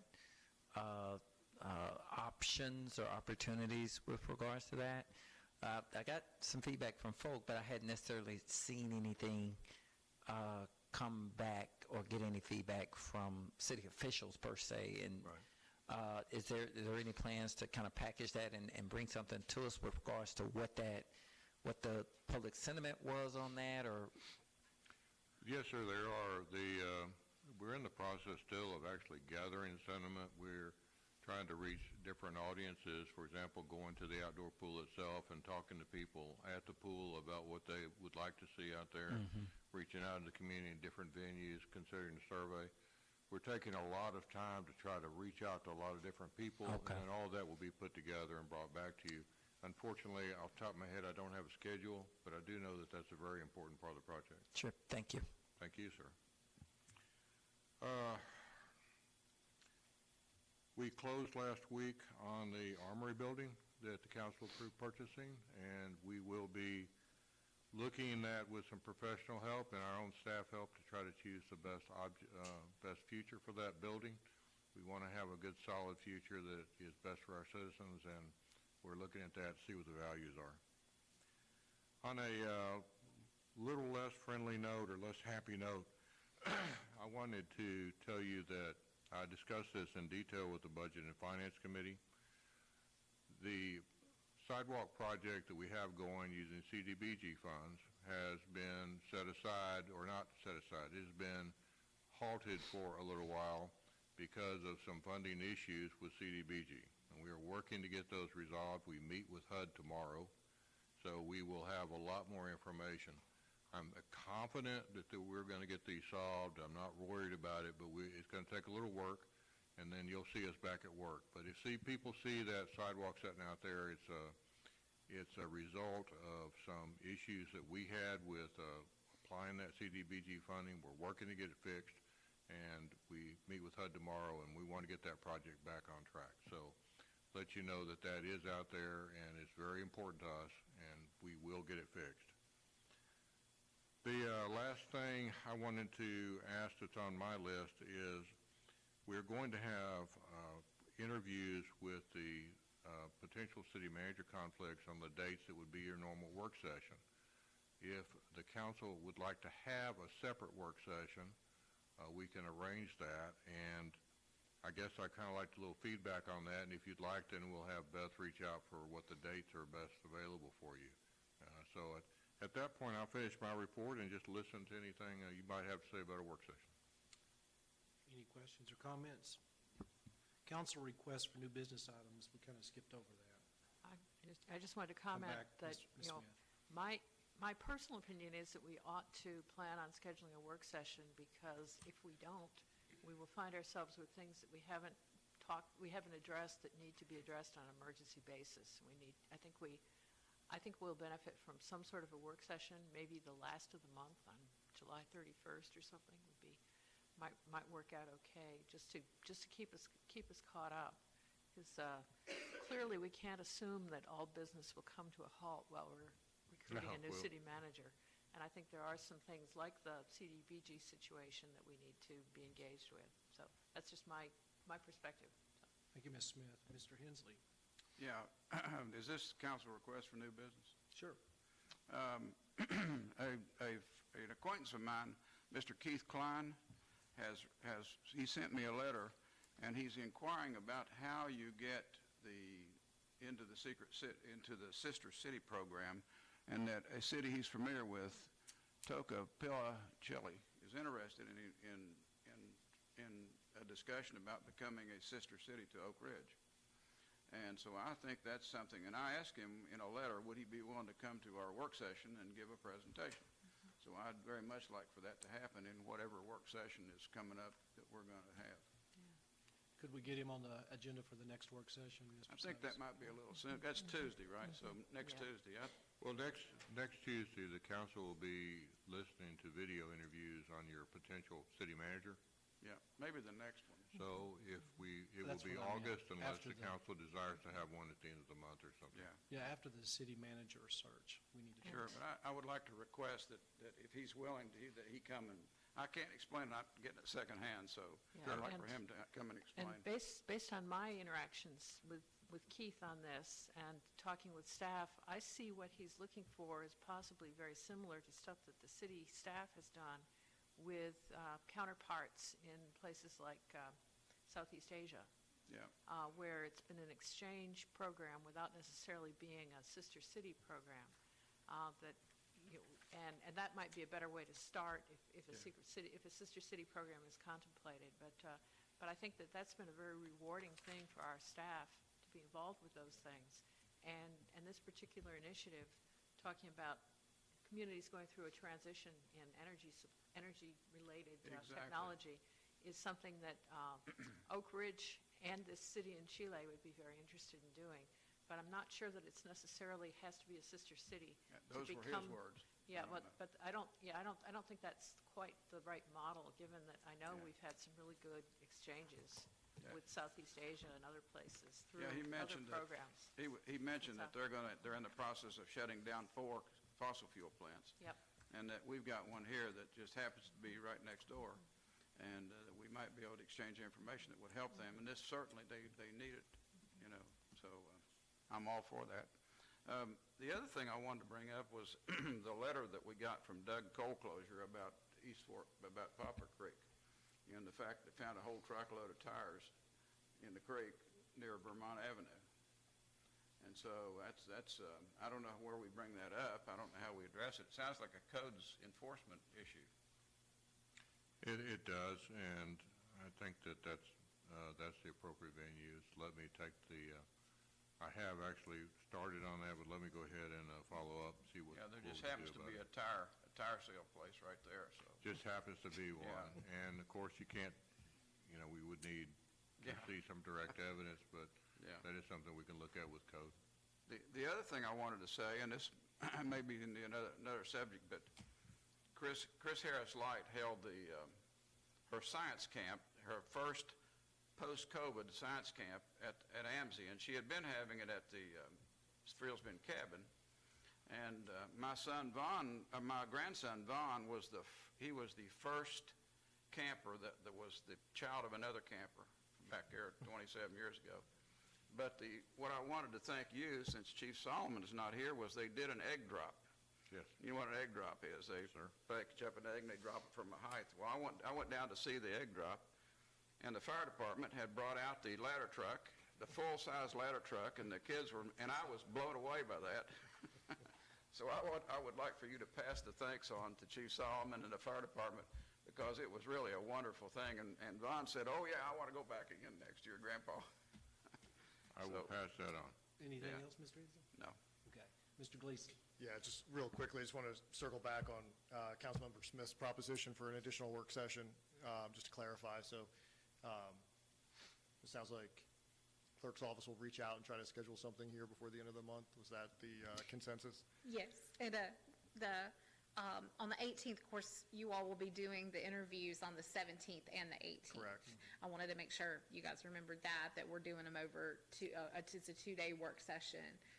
3 interviews on the Monday and 3 interviews on the work session night, about 45 minutes. Right. So yes, so I'll be reaching out for availability for an extra work session. Thank you, Mr. Gleason. Okay. Moving on to our, Real I'm quick. sorry. Yeah. Mr. Hammer. A real quick thought, and this just for clarification on a couple things. One, with the city manager interviews, 17th and 18th, 3 candidates each, about 45 minutes each, with about 5 to 10 minutes in between. 10-minute break. So we're looking at about 3 hours from 6 to 9. roughly 6 to 8:45, somewhere in that range, on each night? Okay. And the second question is with regards to the additional work session this month. If I recall, I know when we were trying to schedule interviews for the city manager, nobody was available. Right. And so I'm wondering if we don't, are we looking for so many people? I know we needed at least 4 for the city manager interviews. We were struggling for that. And so I'm wondering if we don't get but a handful of people, is that something we'd still be looking to target? I mean, I'll be around, but I'm just wondering. I think, I didn't really go as far out as July 31st. So if you're looking at it, that last day of July, first week of August, that may be the way it has to go. I know, and like for the 18th, I know Mr. Gleason changed around his schedule so that he could be there on the 18th. And that's how we ended up with the 2 days, so that I could do it that way.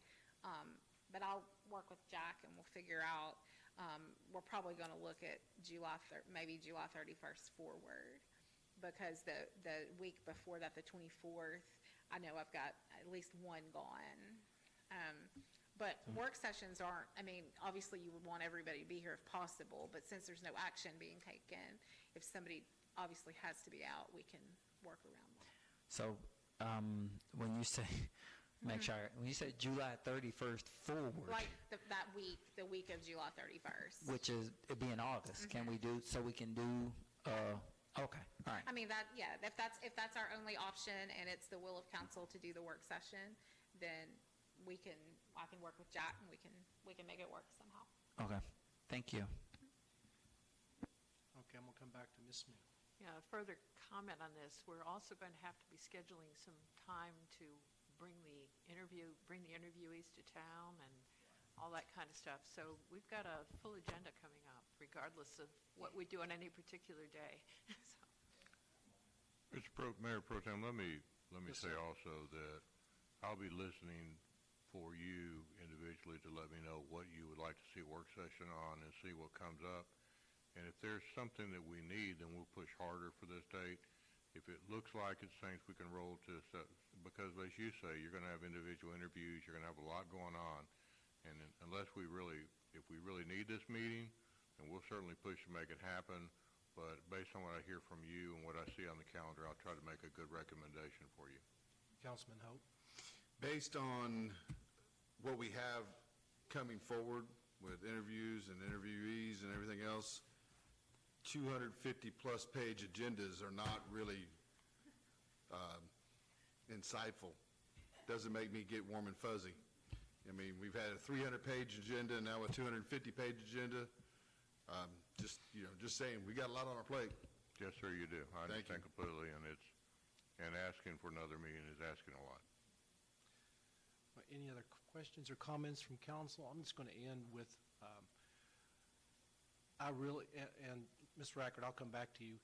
With regards to the work sessions and the priorities, the priority, I think, number one currently is, and they told me this when we were interviewing the firms, this is the number one job that we usually have, and that is hiring a city manager, because Correct. that person, male or female, is going to be in charge of the city and everything, and we need to have somebody who's very effective. So we don't need to scrimp on that part of it. We want to do the best job possible on that. So with regards to what Councilman Hope said, yeah, I would rather spend more time on that particular job than some of the big scheduling. So. Don't get me wrong, I realize it's important. Stuff we've had to pass tonight, stuff that had to be done. And so I'm not saying shorten the load just for that, but if we could spread some of that out, it would really be helpful, beneficial with all the other stuff we're having to do right now. Thank you, sir. Thank you. I'm going to go to our city attorney, Ms. Rackard. We can come back, Derek. Do you have something else?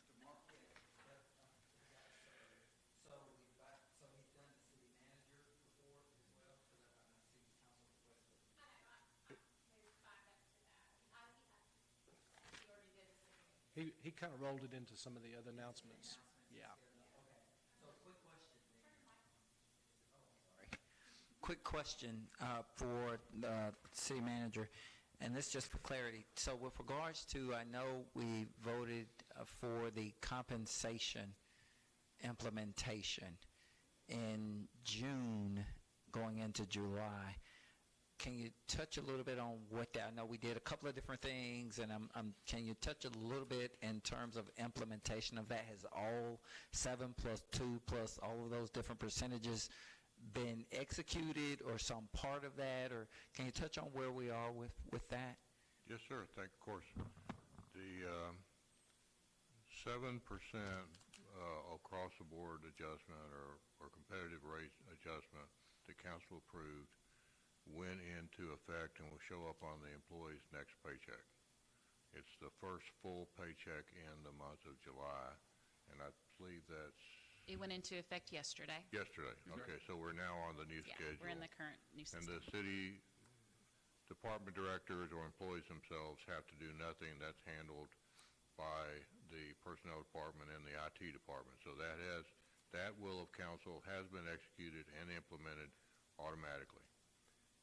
Okay. In addition to that, council approved some specific range adjustments. Right.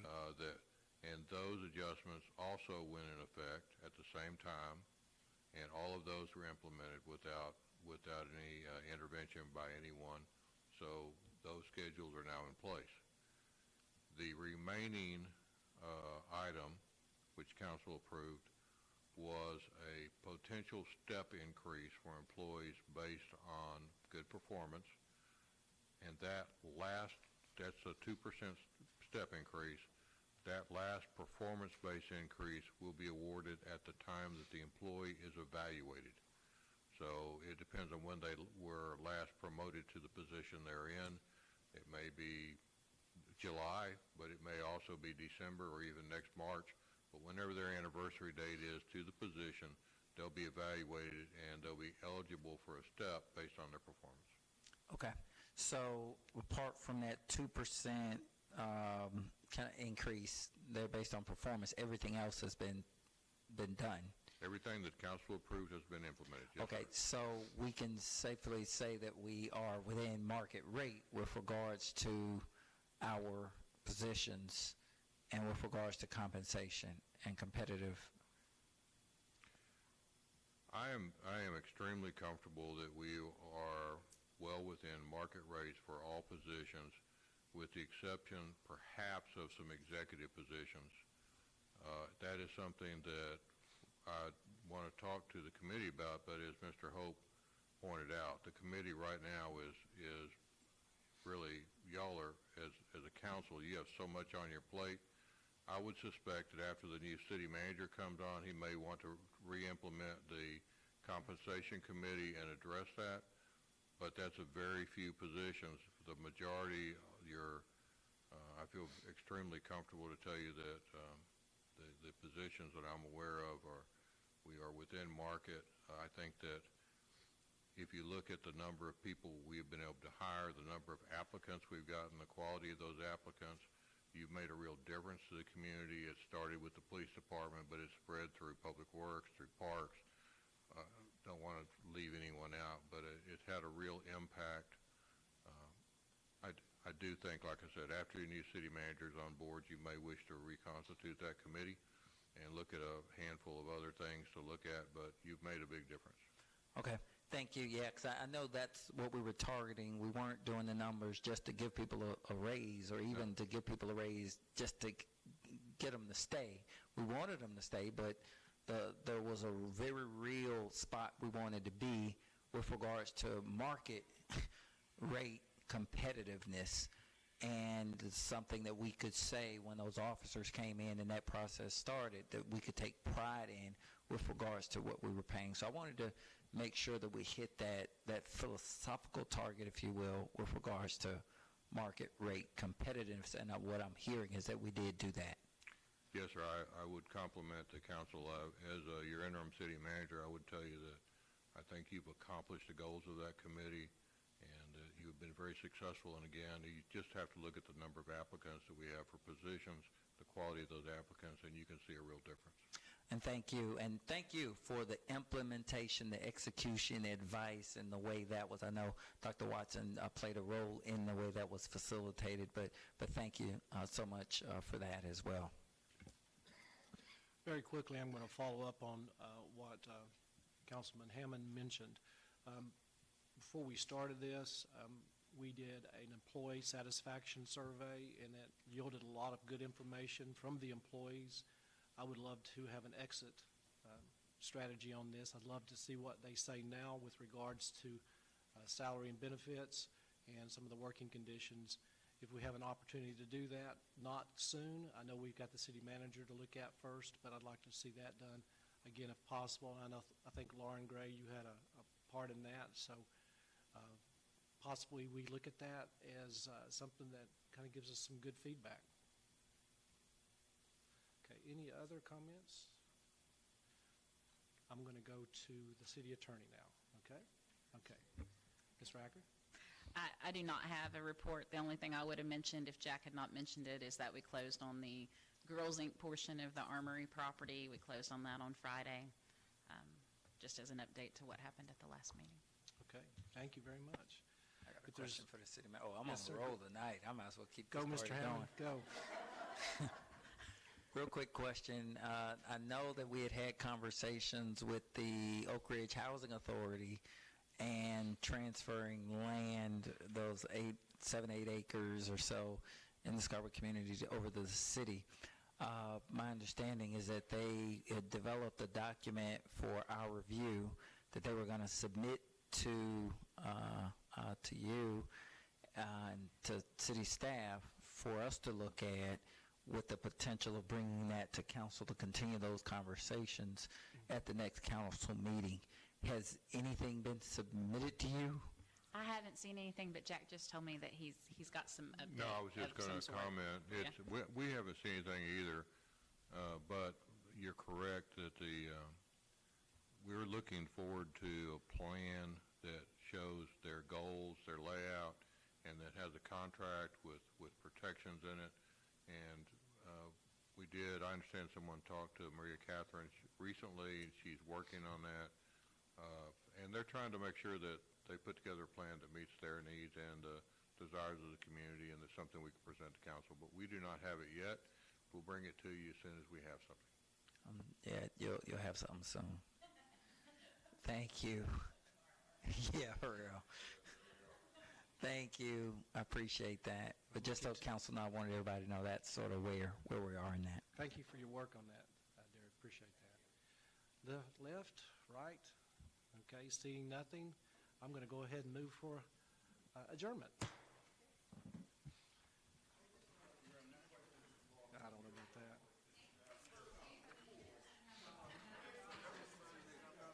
What's that?